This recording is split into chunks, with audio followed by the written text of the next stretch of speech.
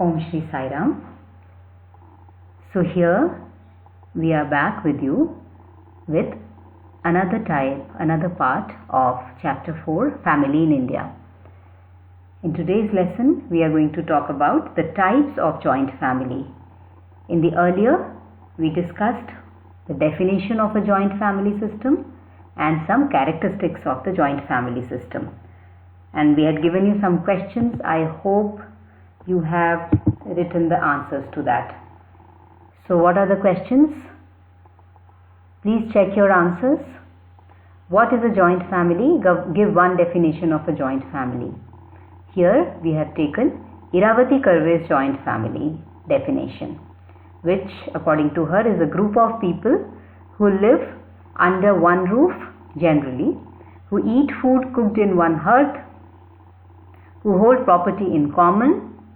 That means everybody has the right over the property. It is everybody's property. That is the meaning of being common.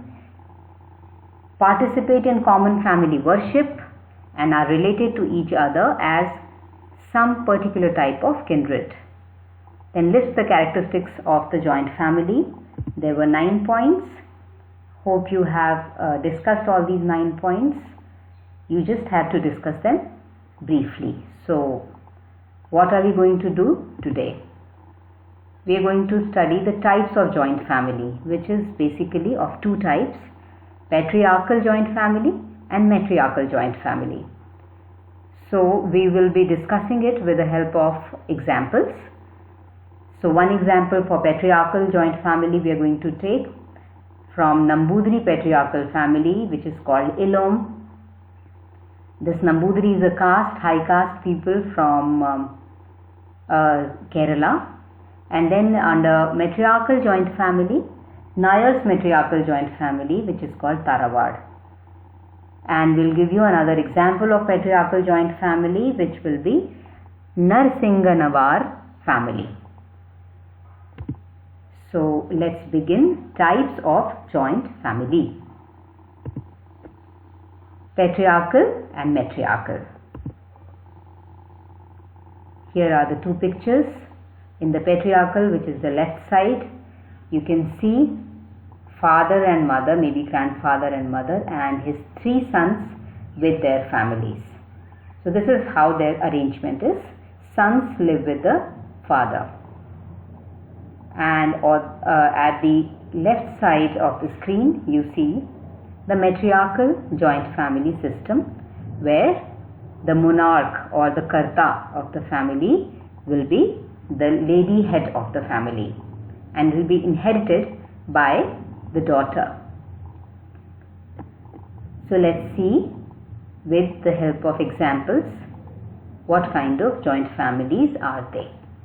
So how is the property divided, who owns the property, and what are their rights and obligations. Little bit of it we are going to study. So let's take up the patriarchal joint family first. As the name suggests, it is father-centered, and the eldest male member looks after the family affairs. So it goes in the lineage of men taking charge. So examples of patriarchal joint families are many in India. Some of them are Nambudris of Kerala, Mundas of Chota Nagpur, and Angami Nagas of Assam. If you remember, these were the tribes of northeast India. And then we are going to take Nambudri joint family, which is called Ilom. So what is this Nambudri patriarchal joint family, which is called Ilom? It's a patrilineal joint families of Nambudri Brahmins, and they are generally the landowners, and their lands are considered indivisible by the rule of primogeniture. So what is this rule of primogeniture? The rule of primogeniture dictates that the eldest son will be taking charge of the entire property. The property will be passed on to the eldest son of the family. So in the Nambudri Ilom, there is a man, his wife or his wives, his children and his younger brothers. So how does this Ilium property continue. It is facilitated by a custom of eldest son marrying a Nambudiri, so that the property remains within the caste of Nambudiris only. So it is imperative for the eldest son to marry only a Nambudiri Brahmin girl. Rest of the brothers have to marry non-Nambudiri girl, barring only the case of eldest son. When he fails to have children, can the next brother get to marry a Nambudiri and continues the family, else not. So there are some relaxation in the rules also. Even the younger sons may marry the Nambudiri girls, but it is not imperative for them. It is not most necessary for them. But for the eldest son, on whose name the property will be, he has to marry a Nambudiri girl only, so that the property remains within, or the charge of the family remains within the caste. So this is how also the caste system is upheld.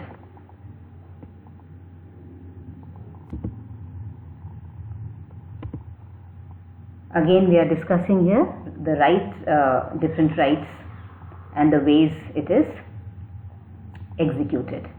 So the rights of partition being restricted, the eldest son has absolute control over the family property. So although the eldest son only has the complete control over the family's property, he still cannot buy or sell the property on his own. He still has to take consent from his younger brothers and even the sisters. So, and what is the job of the younger brothers? The younger brothers get only the maintenance. That is, they maintain the property and they get the maintenance work only from the eldest brother. The control of the property, the main decision regarding the property is to be taken by the eldest brother. This is one picture of Ilom of Kerala society. So this is the property revolves around amongst the brothers only, and you can see the eldest brother having the highest control over the property and the family affairs.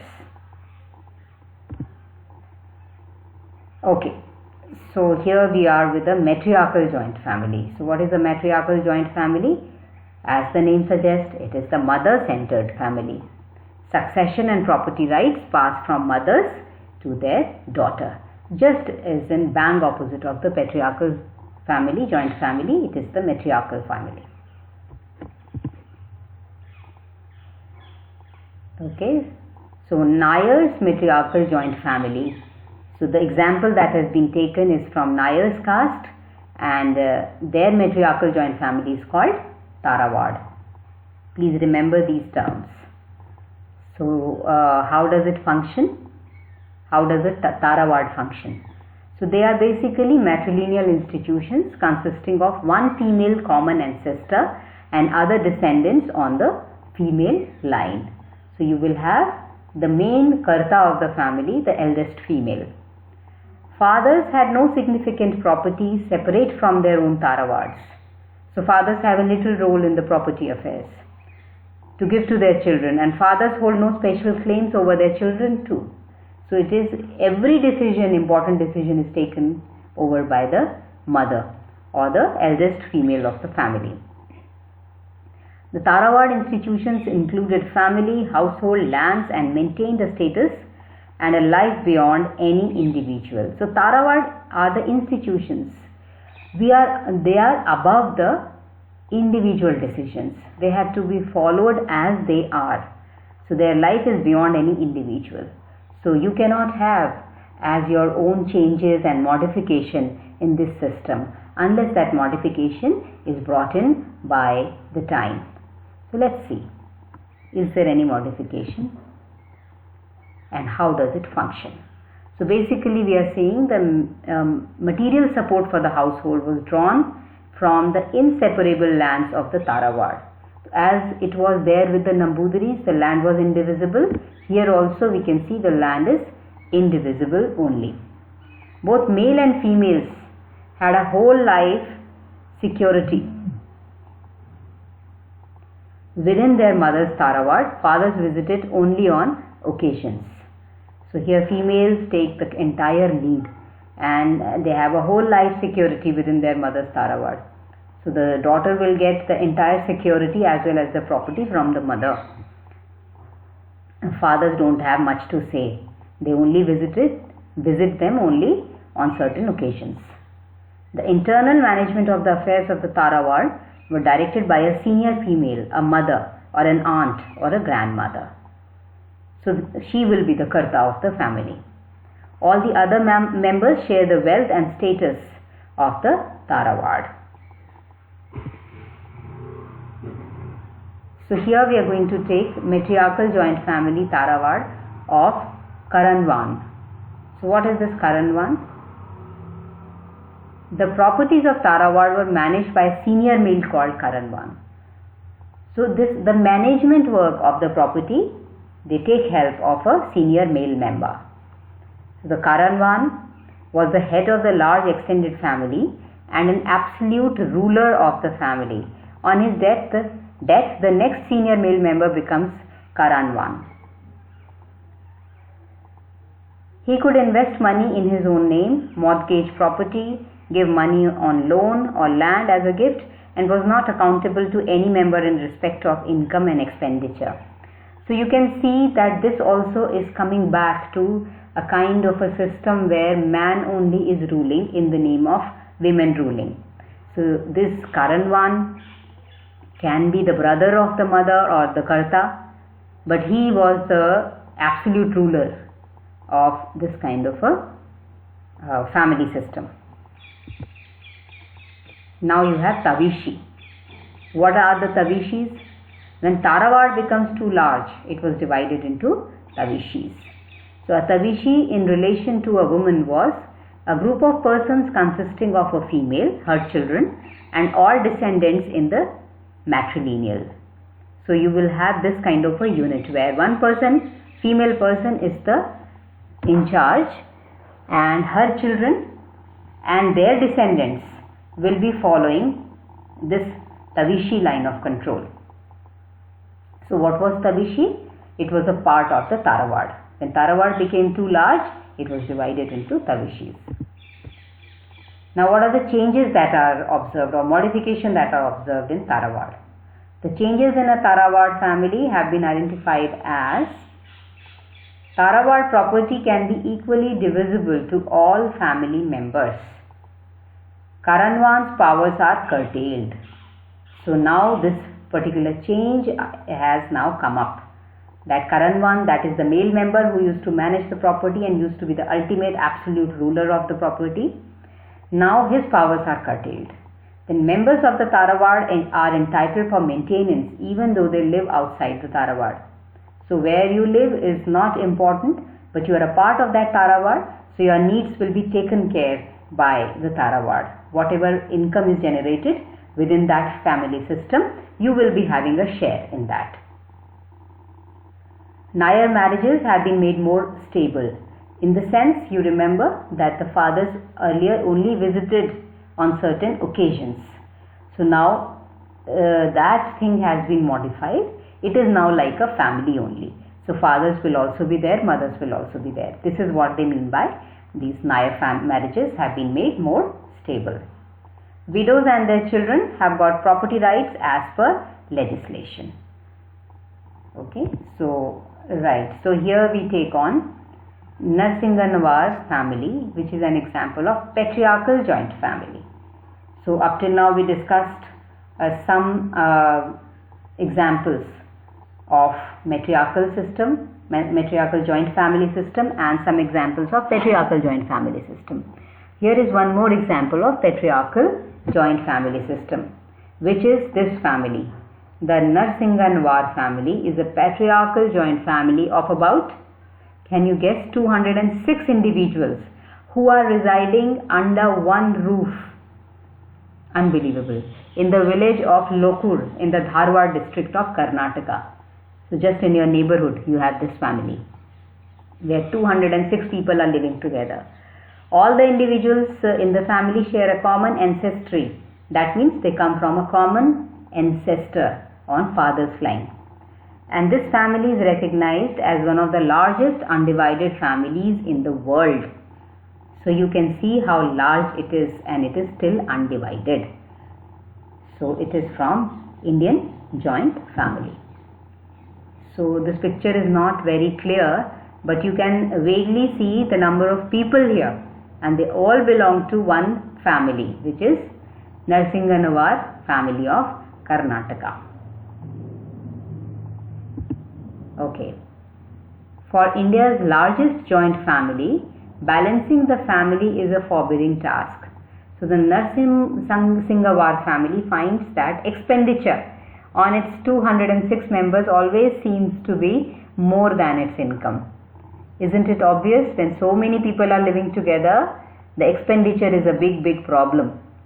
Who will maintain the house? Who will get the items for your food and maintenance and electricity bills and education, all those things? Who will take care of them? There are 206 members. So expenditure is a major issue. Patriarch Narsinganawar, who is now 72. What is the meaning of patriarch? That is the ultimate ruler or the karta of this family, who has been handling money matters of this jumbo family for the past 30 years, says, "We believe family finances could be the biggest source of discontent." Discontent meaning disagreements or conflicts within the family. Money is the main issue of conflict within the family. In their wisdom and sincerity, the elders gave me this job. Whatever I do will be in the interest of the family. So he says that he has been given the job of taking ultimate decisions. So what is he trying to do? He is trying to look into interest of everybody, but it is not a simple job.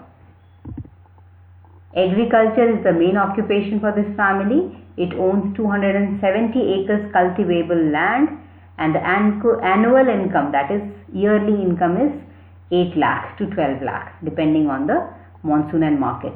And please believe me that this 8 lakh or 12 lakh rupees, maintaining a big family as this, which is 8 lakh and 12 lakh annual income, is not an easy job. They will always be short and tight on finances. Its annual expenditure of about rupees 10 lakh is largely, so you can see it is all the money that they earn, almost it goes off in expenditure for the house. And this comes largely on farm labor and agriculture machinery. So these two are the areas which took over all their money. So they are the major areas of expenditure. What are the major areas of expenditure? Farm labor. They have big farms, so they require labor from outside. So they need to pay to them. So that takes their expenditure. And agricultural machinery. So what all you have to cultivate the land and to plant the harvest, you have to have that kind of machinery. That takes the other chunk of the resource, money, finance resource. While the family's requirement of food, grains, vegetables and milk are met by its own efforts, it spends a substantial amount on provisions, clothes, medicines, soaps and tea. So these are the areas. They have just given you kind of a family bill where this 206 people get to spend the money they are earning. If there is a resource crunch, the earning members contribute to the common kitty, and Narsinganawar keeps a meticulous record of the transactions. So the karta of the family keeps a record, and in case of any dearth or lack of finances, what happens? The people who are earning in the family, and there must be many because there are 206 people, so they pool in their money to look after the family affairs, but they are properly kept under records.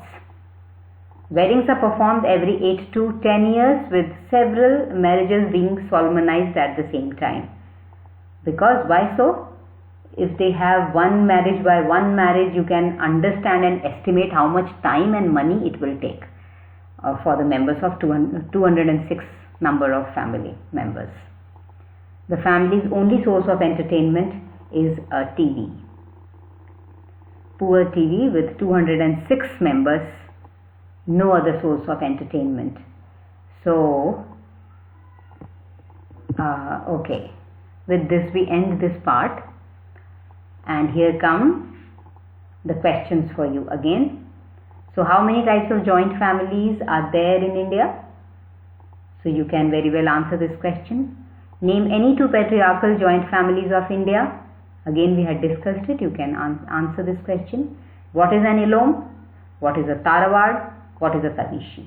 So, please answer these questions till we meet you the next time with the next part of the same chapter. Till then, take good care of yourself. Om Shri Sai Ram. Thank you.